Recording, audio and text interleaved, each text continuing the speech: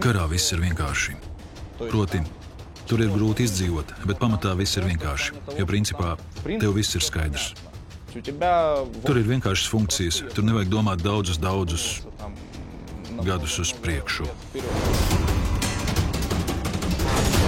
Karavīrs ir kā mašīna, kam vajag vienkārši strādāt. Karavīram vispirms jābūt motivētam. Jāsaprot pašam, kāpēc viņš to dara.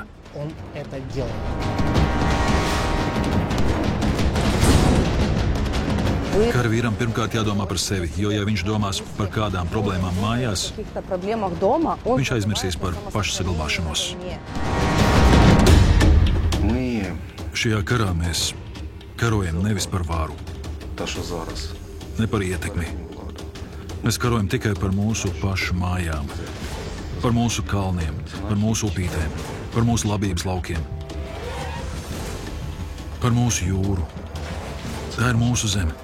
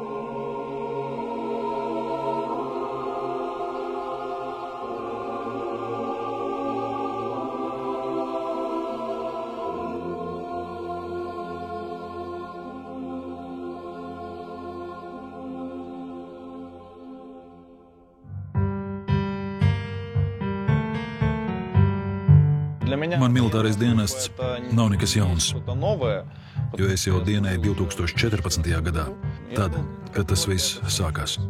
Jums bija 18 gadi, 19. Un jūs pieredzējāt apšaudis? Ne tikai apšaudis. Es nodarbojos ar teātri. Atnācu uz teātra studiju, biju gan aktieris, tad sāku tajā saskatīt ko vairāk un nolēmu to izmantot, kļūstot par režisoru.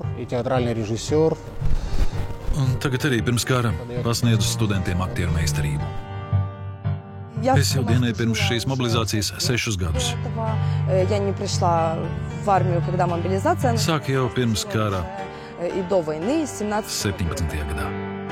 Es pabeidzu mūsu Kirovgradas pedagoģisko universitāti kā mūzikas skolotājs. Strādāju. Bija jau pieredze darbam ar bērniem, pusauģiem, kā arī mācīju mūziku vecākajai paudzei. Ukrainas bruņoto spēku karavīrs, akadēmiskā mūzikas teātra solists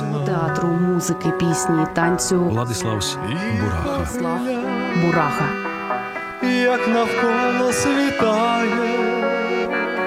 Karš bija tikko sācies, un uzreiz sāk strādāt mūsu aviācija. Lai arī visas pārējās aizsardzības sistēmas, ieskaitot Nacionālo gvardiju un robežsardzi, uzsāka aizsardzību, tomēr aviācija bija jūtamākā. Es nekad neaizmirsīšu to momentu. Mēs dzīvojam 8. stāvā, un lidmašīna starp mūsu māju augstceltnēs tieši gar mūsu balkonu tā vienkārši izlidoja cauri. Tur bija es ar sievu Olgu un mans mazais brālis, kuram 14 gadi. Viņš arī uzreiz teica, ka iešot karot, ies aizstāvēt mūsu zemes. Viņam saka, kur tu iesi, tev vēl tikai 14 gadi, tev vēl jāmācās, bet viņš arī jau bija gatavs karot. Tad, kad 24. viss sākās, es sagatavoju mašīnu, nosūtīju ģimeni uz drošāku vietu. Bija jau organizēta sistēma, kur pieteikties brīvprātīgiem dažādu organizāciju ietvaros. Un tur jau zināja, kas jādara. Bija saraksti, tika apzvanīti, informēti, kas bija iepriekš pieteikušies. Tad arī uzreiz izsniedz mums ieročus, un pēc 4 stundām es jau stāvēju ložmetēju punktā, Odesas laukuma virzienā, jo mēs vēl nesapratām, no kuras puses Kīvai tiks vērsts uzbrukums. Tāpat visi, kas varēja, Visu sanes uz māju jumtiem un negaidīja. Man bija privātais bizness. Tas saistīts ar pārstrādājumu materiālu. 26. es jau biju pierakstīts un nokļuvu teritoriālajā aizsardzībā. Man nāca līdz mani cilvēki, kolēģi, ar kuriem strādāju. Katra motivācija ir atšķirīga, bet visiem tā ir. Pakaļ nevienam neskrēja. Visi pieteicās un ieradās paši. Tad, kad es atbraucu un ieraudzīju ar savām acīm, cik daudz vīriešu brīvprātīgi piesakās, un tas ir tikai vienā mūsu valsts pieteikšanās vietā, cik daudz gatavi aizstāvēt savu dzimteni, savu zemi, man pat asars sariesās acīs. Ar skatu nepietika. No vienas malas līdz otrai. Cik lielisks skats, cik daudz vīriešu. Man aizrāvās elpa. Un tas bija papildus stimuls. Pirmajās dienās bija ļoti liels pieplūdums. Izteikti daudz brīvprātīgo, kas nāca un nāca pieteikties. Rindas bija iespaidīgas. Es, protams, arī nolēmu negaidīt. Negribēju sēdēt pie televizora. Mūsiem jābūt tur, kur jābūt, jo katram mūsu vīrietim bija tāds noskaņojums. Man lika gaidīt savējo kārtu, jo mans iepriekšējais dienests pēc mana koda, pēc mana vecuma paredzēja attiecīgo vietu, bet uz to bija jāgaida. Es negribēju gaidīt, neviens negribēja gaidīt, tamdēļ pieteicos teritoriālā aizsardzībā, un tur mani pieņēma uzreiz. Un no tā brīža atrodos tagad tur. Es mācījos juristos un paralēli studēju militārajā katedrā par psihologu. Un tā es atnācu un jau strādāju. Mūsu armijā nav tikai psiholoģiskā, mums ir morāli psiholoģiskā apmācība. Mēs strādājam tā, lai cilvēkam būtu nacionālā patriotisma gars, lai viņam ir sociālā drošība un visas juridiskās garantijas, ko paredz mūsu likumdošana. Ja viss būs, tad būs arī psihe un visa pārējā sagatavotība. Protams, līdz tam darbs ar psiholoģiskā atbalsta testiem, intervijās, tas viss ir iekļauts mūsu darbā.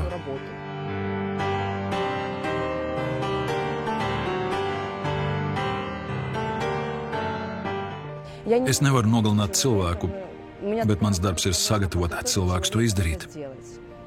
Tas vienkārši ir mans darbs. Protams, ir skumji, ka arī man tajā jāiesaistās. Es reiz lasīju kāda Japāņu rakstnieka grāmatu, kurā viens gudrais saka, ka ir vairāki zemes vibrācijas enerģijas darbi. Un darbs armijā, kas paredz cilvēku nogalināšanu, jau ir tieši tāds. Šodien ir ļoti daudz jaunas informācijas. Daudz lietu, kas jāzina karavīram, ja viņš vēlas būt profesionālis. Tas ir sarežģīti, bet tās nav tādas grūtības, kuras nevar pārvarēt.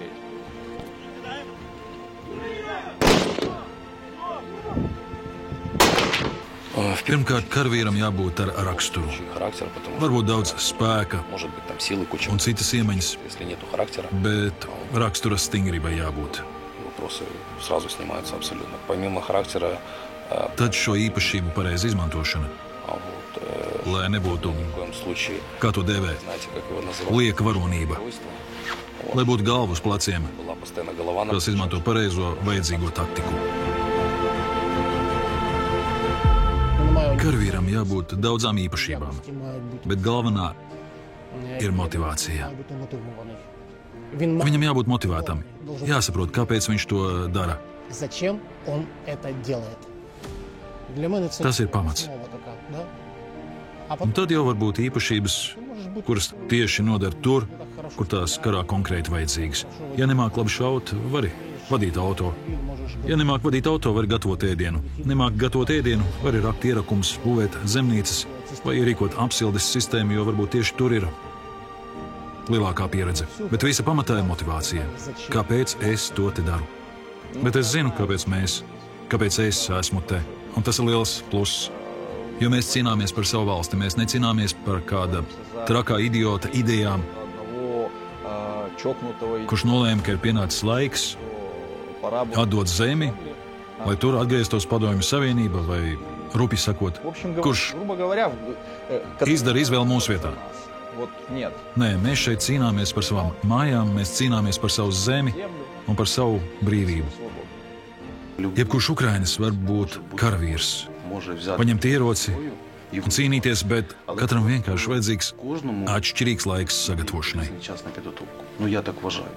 Jo ir cilvēki, kas jau ir sagatavoti, kuri ir iepriekš dienējuši armijā, un ir ļoti, ļoti daudzi cilvēki, kuri jau piedalījušies kaujās 0. zonā un jau bija gatavi pat kaujām.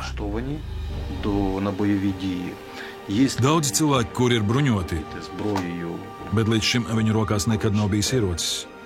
Bet pēc nelielas apmācības viņš jau nonāca mūsu rindās. Dēļ motivācijas viņi ātri pierod pie šī ieroča, pierod pie šīm apšaudēm, pie sprādzieniem. Un tāpēc cilvēks pielāgojas, un tā kļūst par pilnīgi normālu kara ikdienu. Kāds ir kāda dēls, kādas vīrs, tas ir kādam tētis. Tie ir parasti cilvēki. Ne visi mūsu armijā ir profesionāļi. Pirmajās dienās cēlās un gāja cīnīties vienkārši cilvēki. Man tētis arī, lai arī viņš ir bijušais Afgānis, tagad arī karo, bet pirms tam viņš vienkārši savā mājā nodarbojās lauksaimniecību, sēja, labību un pārējo. Viņš ir parasts Ukrainas pilsonis, kas vienkārši paņēma rokās ieroci un tagad karo. Un tādu ir ļoti daudz.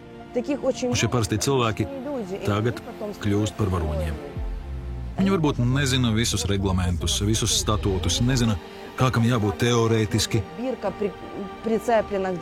bet viņi zina, par ko viņi cīnās. Viņi zina, kā jāizstāv savu dzimteni un kam dēļ viņi to dara.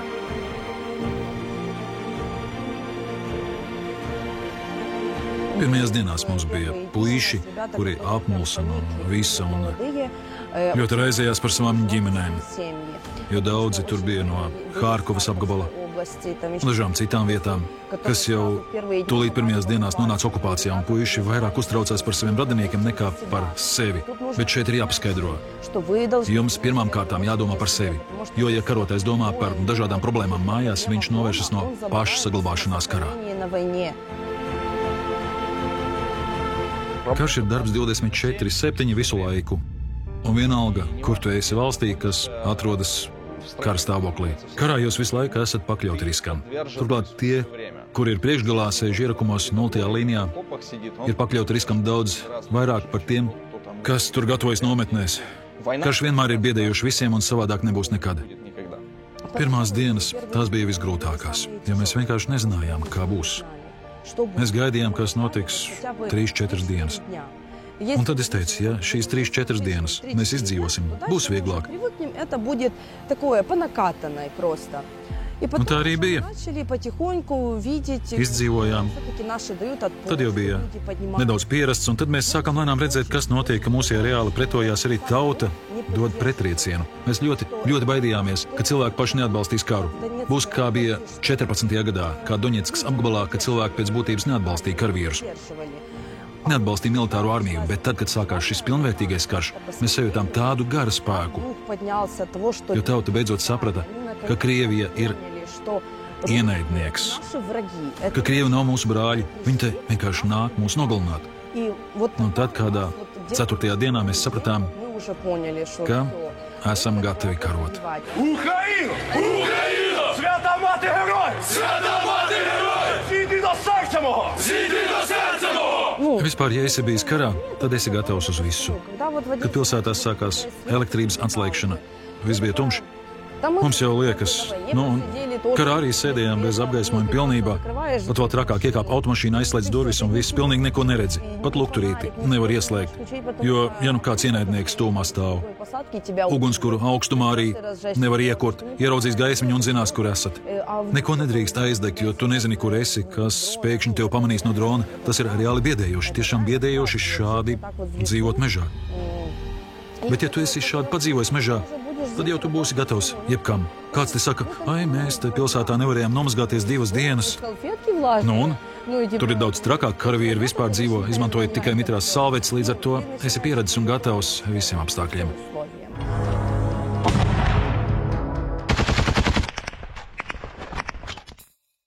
Kāda ir pirmā cīņa?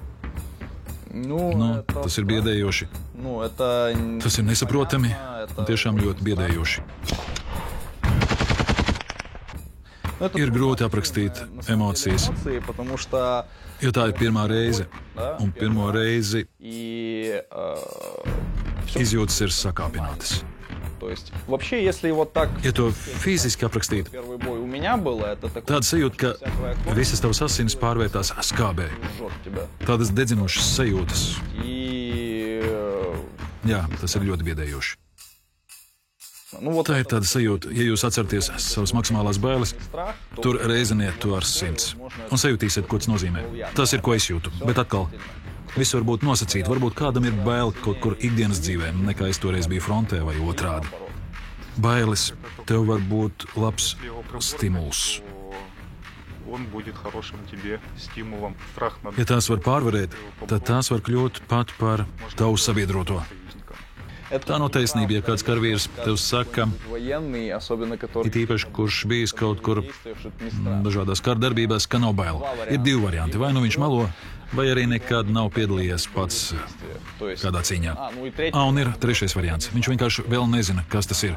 Jo cilvēks var patiesi teikt, ka viņam nav bail, jo vienkārši viņš to vēl nav pieredzējis pats. Un tas ir normāli.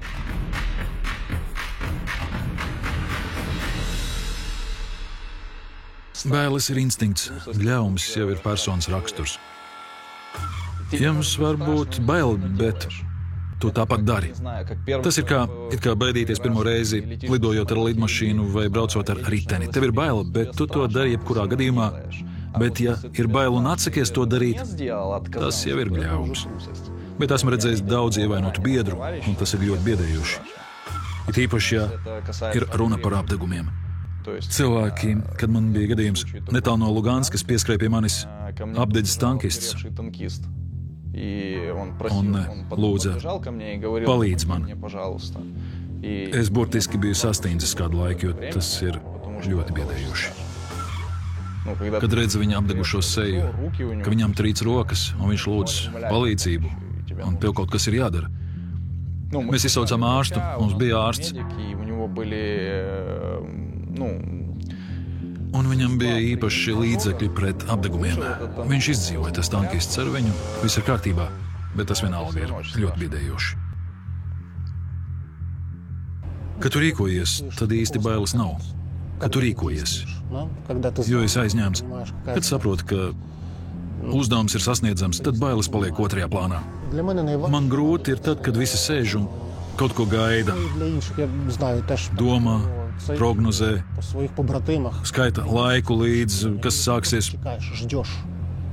Tad ir biedējoši, jo gaidi kaut ko. Tu vienkārši sēdi un gaidi. Gaidi ierakumos vai kādā transportā. Gaidi. Šī, laikam, ir visgrūtākā kara daļa - gaidīšana.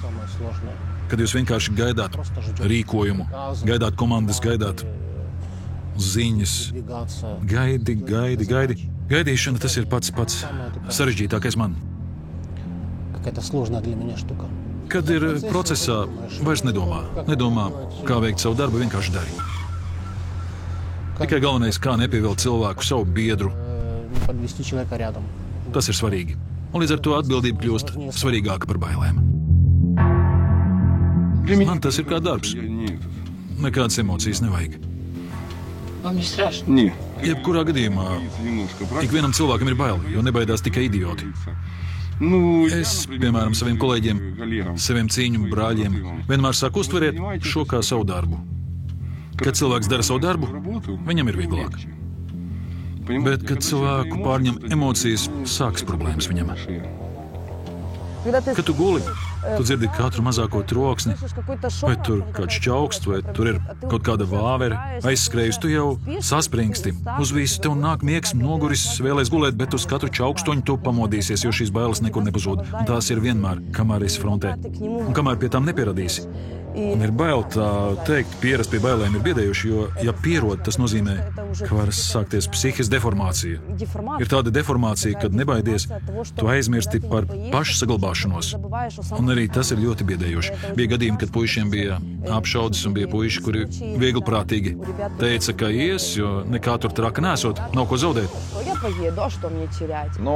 Jā, visticamāk, ja esi pieredzis pie kara, tā jau ir profesionāla deformācija.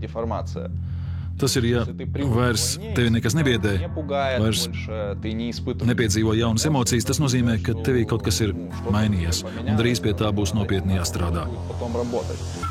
Jo cilvēks ir pieredzis pie kara un nejūtot nekādas bailes, viņam būs ļoti grūti atgriezties civilizētā dzīvē, tad, kad viss būs beidzies. Ir tāds jēdziens kā pēctraumatiskais sindroms. Vislabāk tas redzams filmā Sapīrs, kur kāds karavīrs, kurš atgriezās civilajā dzīvē, nekādi nevarēja tur iedzīvoties, un viņš visu laiku vēlējās tikt atpakaļ, kur bijis. Tad, kad viņi atgriežas pēc tā, ko viņš šeit redzējuši, ko piedzīvojuši, daudziem ir sindroms, ko sauc par Hansa sindromu, kad sāc izjust aizvainojumu uz apkārtējo pasauli. Jūs te visi atpūtāties, kamēr es to visu tur pārdzīvoju.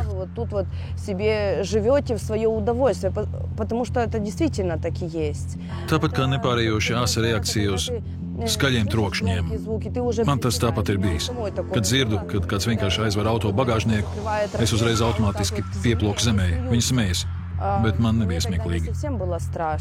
Tāpēc, kad tu pierodi pie katras čaukstoņas, kad, lai izdzīvot, vienmēr uz tiem jārēģē. Šķiet pirms gada bērni, bet jau pieredzējuši un visu paši redzējuši. Apšaudes sprādzienus, nāvis, tā visa smagā artilērija ar lidmašīnām, un tu jau domā, kā viņi dzīvos pēc tam savu dzīvi.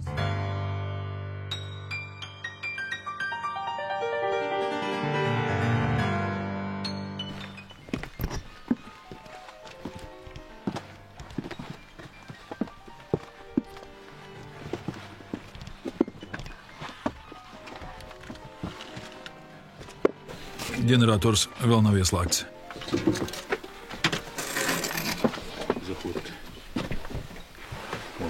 Te krāsnes, kurās. Kad slēdzat ģeneratoru? Periodiski ieslēdzam, izslēdzam ar dīzeli vai benzīnu, kā gadās. Tas ir jauns. Periodiski izslēdzam, lai nebūtu kādu problēmu. Tas ir speciālais pārklājums. Izdarīts viss pareizi, jo galvenais ir drošība. Jā, drošība ir visa pamatā. Tāpēc arī tas ir tā ierīkots, lai būtu drošība. Tāpēc jau arī tas tā uztaisīts, iekārtots. Sadzīvē tur jau kā nu kurš prot un kā strādā fantāzija. Un tad, lai būtu silti, lai pareiza termoizolācija. Там термоизоляционной шумовкой отбивается, клеенкой. Ну, естественно, завозим же. Brīvprātīgie mums palīdz atved arī krāsniņas. Привозят буржуйки, мы ставим. Paši ierīkojam, te arī ventilācija, protams. Te, redziet, viena caurule iet uz āru, un arī elektrības vadi tepat ievilkt kopā ar ventilāciju. Citur ventilācija izbūvē savādāk, aiziesim tur, paskatīsimies. Tur ventilācija iet pa diagonāli, no viena stūra uz otru, ar divām izējām. Arī labi ventilējas, bet galvenais, lai ir labs pārklājums, tas ir pirmkārt. Viss, kas mums glāb dzīvību, ir pareiza pārklājuma konstrukcija. Viss pārējais, tas ir otršķirīgi. Kā tas ir dzīvot tā jau veselu gadu? Kad vieglāk, kad grūtāk. Bet pierodi. Pierodi kurināt ar malku, pierodi mazgāties bļodā un karsto ūdeni liet no spaiņa, pierodi pie neregulāras ēšanas. Cilvēks pierod pie visa. Tagad tas viss ir jau normāli. Jā, cilvēka ķermenis pieroda pie visam. Lai cik grūti būtu karā. Nav kur nomazgāties, nav kur nokārtoties. Tie ir ierasti brīži, kad jums jādodas, bet meitenēm tur augsts vējš, Vienkārši puiši stāv, tu nevari kaut kur aiziet tālāk. Tieši blakus viņiem tas ir jādara, jo vienkārši nedrīkst tālāk aiziet. Pie tā pierod. Tāpēc šādi dzīvot sanāk kā teju bezpajumtniekiem. Tā mēs te dzīvojam. Šeit mums ir sasodīti nozvejas subprodukti. Mēs dažkārt šeit paceļam galdu. Divi arī var gulēt. Te vēl viens sēžot. Nāciet. Īsāk sakot, tā mēs esam apmetušies. Tā mēs dzīvojam. Un bikses, kā no miskastes, jau saplāstas. Bet mēs taču karojam. Vienkārši jāpierod pie tā, ka tev jādzīvo kā tādam bezpajumtniekam, jo tev nekā nav. Tev ir tikai mugursoma, pats galvenais. Mugursoma ir vienīgā, kas ir ar pašu nepieciešamāko, un to vari jebkurā brīdī aizbēgt. Vienīgais, ko var darīt, to paķert un mukt prom. Ja nav mugursomas, tad nav vispār nekā. Visa tava dzīve te vienkārši ietilpst šajā mazajā mugursomā. Automāts ir tā kā trešā roka, jo to nedrīkst nekad nekur atstāt, vienmēr jābūt gatavībā. Tad tev ir bruņu veste, kas kā otrā āde, tāpēc, ka tev ir bail to novilkt. Nu, siltāks, ka vējš nelaiž, nepūš cauri. Lai arī sāp pleci un mugura no tās, bet ir siltāks un drošāk. Tas ir grūtāk nekā ģimenē. Tur no rīta pamājas saviem čau mīļie un esi prom darbā. Bet šeit tu fiziski 24 stundas diennaktī pastāvīgi esi ar šiem cilvēkiem. Guli blakām uz kaut kādiem dēļiem, mosties kopā, ēd, gatavo. Visa sadzīve arī kopā. Karš šajā ziņā ir tāda interesanta pieredze. Re, kāds mums te smuks kaķis. Šis ir mūsu kaujas kaķis. Smukulis mūsu. Vispār tā ir tāda skarba, bet patiesa vide. Var droši atļauties arī kādu rūpību, kādu skarbumu, lai vēlns to parauj.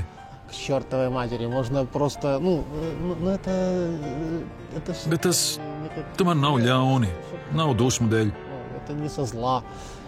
Tas vienkārši ir tāds komunikācijas veids, tādas manieres, dažreiz varbūt cīniska pārūpjā, bet tā ir daļa no tās dzīves. Vīriešu pasaule ir tāda, jā, ir pat tāda izrāde, kurā es pat spēlēju pirms kara.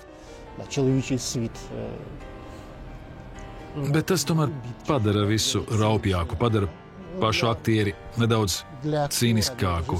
Režisoram, aktieriem vajadzīgs tas attiecības malkums, sajust attiecību nianses. Bet te attiecīga leksika, noteikti žargons, manieres, attiecību skaidrošanas veids. Tāpēc tagad es jau pats to sajūtu. Tagad man viss ir daudz vienkāršāk, pat cīniskāk. Es pats palieku vienkāršāks, esmu mazāk jutīgs, jo tā ir tā vide, kur uzliek jums pienākumu mainīties. Ja vēlēs būt efektīvs šajā vidē, kur galvenais ir uzvarēt. Visgrūtākais ir neparādīt savas emocijas. Ka tev ir bail. Jo, ja tu parādīsi, ka tu esi vājš, un tev bail, kā tu varēsi nomierināt kādu? Kad ir tādi brīži, tu vienkārši piecelies naktī, un naktī vari izrādīt emocijas. Paraudāt, bet ne citu priekšā. Jo, ja tu izrādīsi to viņu priekšā, kad pašai bail un pēc 5 minūtēm aģitēsi, ka viss būs labi, kurš tev noticēs? Ticu, ka cilvēki baidās, un šie bērni pirms gada viņi tiešām bija bērni, tai tie ir vīrieši.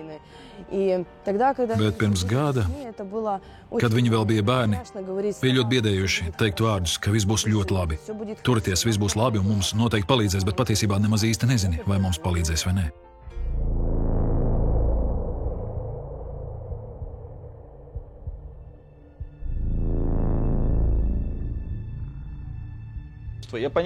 Es sapratu toreiz, ka nāve ir tuvu. Manās sajūtās te ir tāda neaprakstāma smaka. Man tā asociējas ar noteiktu smaržu. Kā smaržo, kad plīst artilērijas šāviņi. Bet tāda ļoti asa smarža. Degošs metāls, šaujam pulveris. Lūk, man nāve smaržo šādi.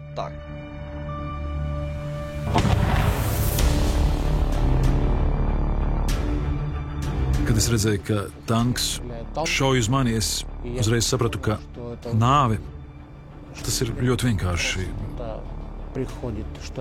Nespēlēs smuka mūzika, fonā, ka viss ir ļoti ikdienišķi. Kad netālu uz soliņa sēž un pļāpā vecmāmiņas un vectētiņi, bet tu atrodies pie kaut kādas mājas, pie kaut kādas garāžas, bet tur 700 metru attālumā atrodas Krievu tanks, kurš tevi ir pamanījis un notēmējot jau izšāvis. Un tad pēkšņi lādiņas sprākst, blakus garāžas durvis, kurām tu tikko pats stāvēji blakus, vienkārši aizlido, eksplodējot. Šī man bija pirmā pieredze, ko es pēkšņi sapratu, cik vienkārši viss notiek. Cik varbūt vienkārši. Mēs tur bijām 3 un viens bija vairāk rūdīts. Es to tā saucu. Un tad starplaikā, kamēr tanku pārlādēja, mēs paguvām aizkļūt līdz patvērumam. Kopš tā laika es jau zinu, ka es vienmēr ar acīm meklēju patvērumu, kur, ja pēkšņi kas, būs, kur paslēpties. Tas ir biedējoši, ka cilvēku dzīvības ir plos vēl viens cipars. Tas tiešām ir. Tas ir biedējoši man kā cilvēkam, ne kā psihologam vai karavīram. Lai arī kāds nebūtu cilvēks, viņa nogalināšanā nav nekas labs, nav nekā pareiza. Bet tā cilvēka daļa Ukrainas bruņotajos spēkos, kas dara šo darbu, viņiem tas ir nevis grēks, bet tā netīrība, tie dubļi, ko viņi ir paņēmuši uz sevi. Un tie, kas tajā nepiedalās, viņiem jābūt pateicīgiem, ka ir cilvēki, kas labprātīgi šo misiju ir uzņēmušies.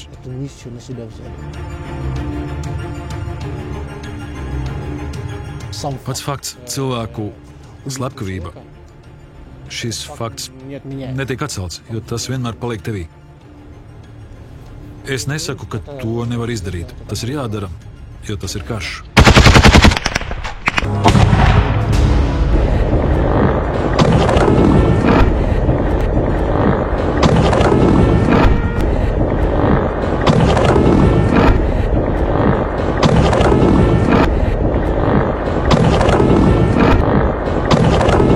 Es kā savas valsts patriots visus saprotu, kā mums tas ir jādara, jo, ja mēs to neizdarīsim tagad, mēs nevarēsim dzīvot brīvi.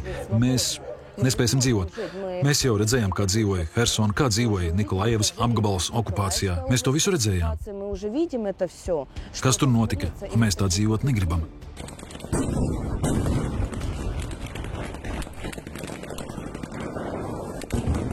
Šajā karā viņiem nekas nav mainījies. Viņi karo tāpat, kā mūs mācīja padomju armijā. Nav nekādas morāles. Jūs paši redzat, kas notiek. Viņi iznīcina pilsētas, viņi izvaro, viņi nogalina. Pilnīgi nekas nav mainījies. Es nezinu, kas būs tālāk, bet tagad, izņemot naidu, nekādas jūtas pret šiem cilvēkiem nav. Tad jau varbūt mūsu mazbērni, varbūt viņi vēlāk sāks viņiem piedot. Es nekad neesmu bijis ļauns un vēlējis sliktu citiem, bet šajā situācijā es gribu izdarīt izņēmumu. Novēlēt viņiem, lai tie kaut vismaz mazliet piedzīvo un sajūtās šausmas, ko šodien piedzīvo mūsu ukraiņu nācija. Es nevaru pat izrunāt to vārdu Krievi, cik ļoti man... Es, protams, cenšos nesabojāt savu kārmu, cenšos to nedarīt, neienīst nevienu, bet viņi nav cilvēki, viņi necīnās par kādiem kara principiem.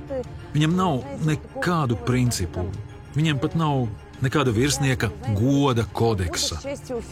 Viņam nav nekāda goda. Viņi ir kā traki suņi, kuri izlaisti.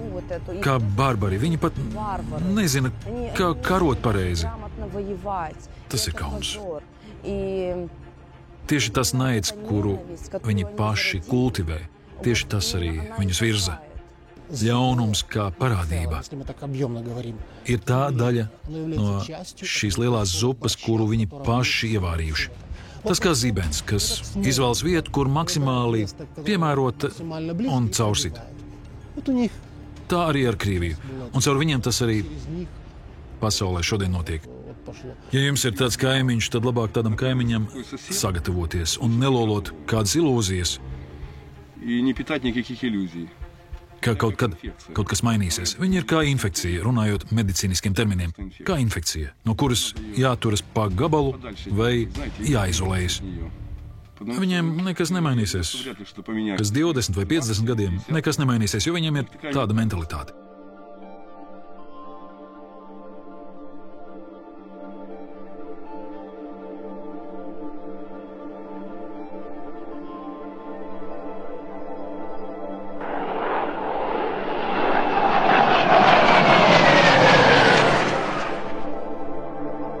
Tur viņi izjūt spēcīgu adrenalīnu, un tagad viņi vēlas to adrenalīnu, jo karš ir īsta narkotika. Jo tieši karā jūs jūtat, ka esat dzīvs. Tu no rīta pamosties un priecājies, esmu dzīvs, mani nenogalināja, un tu priecājies par vienkāršu kafijas tasi, kas ir vislētākā. Tu priecājies par to sauso ēdienu, ko tu ēdi jau 3. reizi dienā, 7. dienu pēc kārtas. Tu priecājies par šiem sīkumiem dzīvē, ko parastā dzīvē jūs neredzat. Mēs šeit pilsētās dzīvodami pat nepievēršam uzmanību vairs putnu dziedāšanai saulei, bet tur tas viss priecē. Priecē, ka esi dzīvs, ka tu to redzi, ka redzi mārīti uz rokas. Un šie mirkļi ir tik vērtīgi, ka civilajā dzīvē tos nevarat izdzīvot. Un tad, kad viņi ierodas mājās, pārnāk mājās, viņi sāk ilgoties, jo viņiem pietrūkst to ekstremālo brīžu. Tās apšaudis, tās bailes. Tā ir mana pēdējā cīņa, tu visu to pārdzīvo, un tu esi dzīvs. Tie ir visi oksitocīni, serotonīni, kas izdalās organismā, plus prieka hormoni, ka esi dzīvs. Un tādas sajūtas civilajā vidē atrast ir ļoti grūti. Nevar atrast tādu serotonīna līmeņa paaugstināšanos. Jo kur tad ikdienā tādu atradīs? Tur strauji nobremzēja, negadījumā izdzīvoja. Bija bailīgi, bet es izdzīvoju. Es domāju, būs slikti, būs smags pēckara attiešanas periods. Tagad ir kaut kāda zināma eiforija. Tas ir cilvēku dabā, lai izdzīvotu, mobilizējas visi spēki un instinkti. Kad problēma ir atrisināta, ķermenis dos nopietnu triecienu un būs psiholoģiski grūti, būs traumēti cilvēki, kas meklēs sevi. Domāju, ka tas būs grūts periods. Pat grūtāks nekā tagad, kad viss ir diezgan skaidrs. Kas jums ir nepieciešams, lai to vieglāk pārdzīvotu? Bet vai vajag vieglāk? Jautājums, vai vajag vieglāk? Manuprāt, jāizdzīvo viss maksimāli.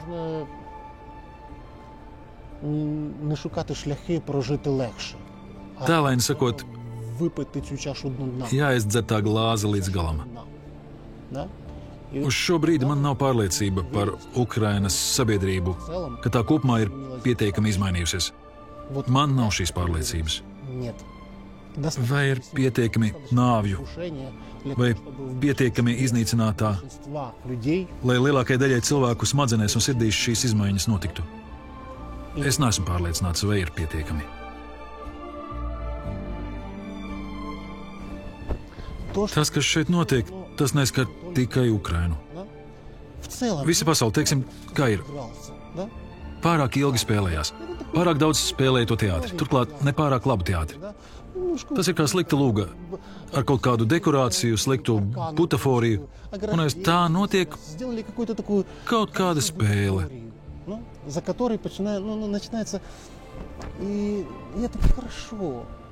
Un tagad Ukraina ir tā vieta, kas pēkšņi paņem šķīvi ar salātiem un met tev sejā. Ņem ēd. Tāda ir dzīve. Lai viņa pēc tam varētu attiekties un saprast, jā, kaut kas ir savādāk, nedaudz savādāka realitāte. Un tam jānotiek, neraugoties uz visām bēdām, ko jau atnesis šis karš. Bet rietumos ar visu viņu dzīvi, to, kas šeit notiek, vēl nesaprot, ne līdz galam. Tas vēl nav noticis, tas vēl nav beidzies, tas vēl nav līdz galam izdzīvots. Tas kā lugā, kur ir izmaiņas, kas ar galveno varoni? Šeit viņš bija tāds, un lugas beigās viņam ir jāmainās. Pretējā gadījumā gan luga, gan dramaturģija ir slikta. Получается, режиссура плохая, потому что главного изменения, главного героя, если мы берем в целом, не произошло. Pēc 14. gada pieredzes, kas šeit notika toreiz, kad sākās karš, ļoti daudzi simti cilvēku, tūkstoši cilvēku devās uz iesaukšanas punktiem, jo bija ļoti motivēti. Viņi zināja, par ko cīnīties. Bet sakrā ar to, ka toreiz nebija politiskās gribas, tamdēļ arī viss tā ievilkās līdz šim brīdim. Man tā šķiet. Es varu kļūdīties. Cik ļoti jums palīdzēja jūsu prezidents Zelenskis? Jā, Zelenskis, es uzskatu, ka viņš ir cienīgs prezidents. Bet tas būtu ļoti nepamatot teikt, ka uz viņa vien tikai viss turas. Tas tā nav. Balstās uz virspavēlnieku un vispār, principā, sākot no katra paša karavīra, ieskaitot Zelenski. Bet tas, ka viņš neaizbēga, tas, ka tad, kad viņam piedāvāja aizlidot pirmajās kara dienās, viņš atbildēja, man nevajag taksi, dodiet man ieročus, tas ir cienīgs solis. Ir tāda ukraiņu tradīcija neslavēt prezidentu. Es teikšu, ka man no tādiem secinājumiem ir bail, kad saka, ka viena persona nes vēsturisko lomu un misiju. Tas ir ļoti īsts ceļš, lai iegūtu savu Putinu un piekārtu viņam daudzus ordeņus, medaļas, un tad vēl uzbūvētu mauzoleju un teikt, tas ir cilvēks, kurš aizstāvēja mūsu valsti līdz galam izšķirošā brīdī. Kaut kas tad nebūtu kārtībā, jo ir ļoti daudz cilvēku. Tas ir atkarīgs no tā, bet iedomājieties sevi Zelenska vietā 24. datumā. Jums ļoti, ļoti gribētos iziet un pateikt, mēs padodamies, jo vienkārši nav iespēju un vispārējais, lai mēs uzvarētu. Bet jūs to nevarat izdarīt. Kāpēc? Jo neviens to neļautu. Jūs vai nu esat līderis, vadot šo cīņu, vai nu viņi tevi vienkārši izmet. Jo Ukrainai bija kritiskā masa cilvēku, kas bija gatavi jebkurā gadījumā, pat ja nav iespēju paņemt ieročus un paveikt daļu šī darba. Šis nav personības jautājums, kurš organizēja masas. Tā ir ukraiņu tautas grība izdzīvot un saglabāt savu valsti.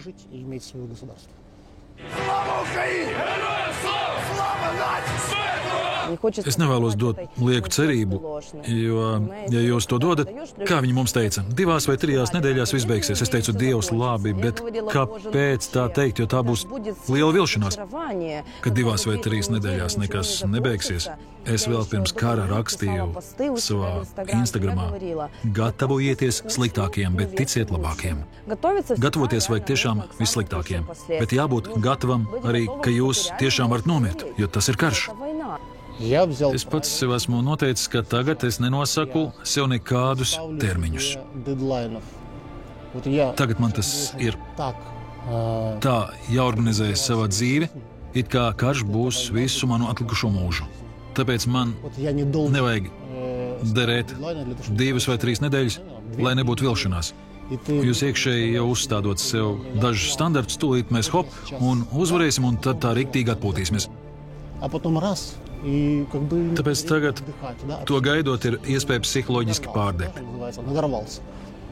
Tāpēc tagad mums jāpārkārtojas tā, it kā šis karš būs mūžīgi.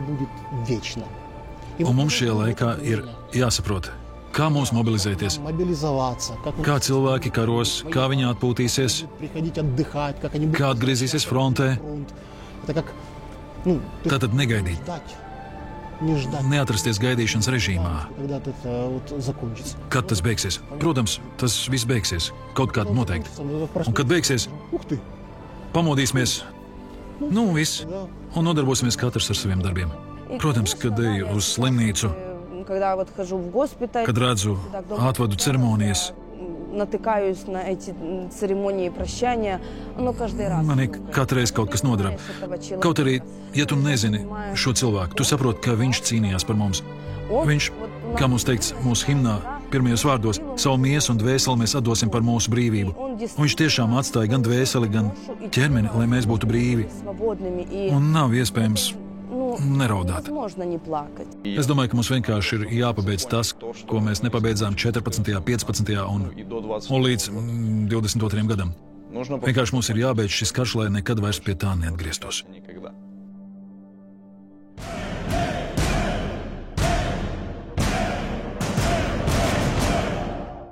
Sapnis? Man kaut kā vienkārši laiks apstājās 24. februārī un nezinu, ko teikt. Sapnis. Droši vien ceļot pa pasauli, tā ir skaista. Man ir banāls sapnis – pabraukāt apkārt pa pasauli, redzēt pasauli, kā tur dzīvo citi cilvēki. Paceļot. Mans sapnis joprojām ir saistīts ar mūziku, nedaudz attīstīt sevi šajā sfērā, pēc kara vai kara laikā, kā tur sanāks. Padalīties ar savu mūziku, ar saviem pārdzīvojumiem šeit, lielākajai auditorijai, kā bija. Es gribu, lai būtu skaistas telpas teātrim, milzīgas, autonomas, lai tur būtu liela krāsnes un apsildāmas grīdas, lai varētu tur radīt skaistas lietas. Uzbūvēt tādu centru, tādu māju, kur cilvēki var nākt un nomierināt savu dvēseli. Lai tas nekad neatkārtotos.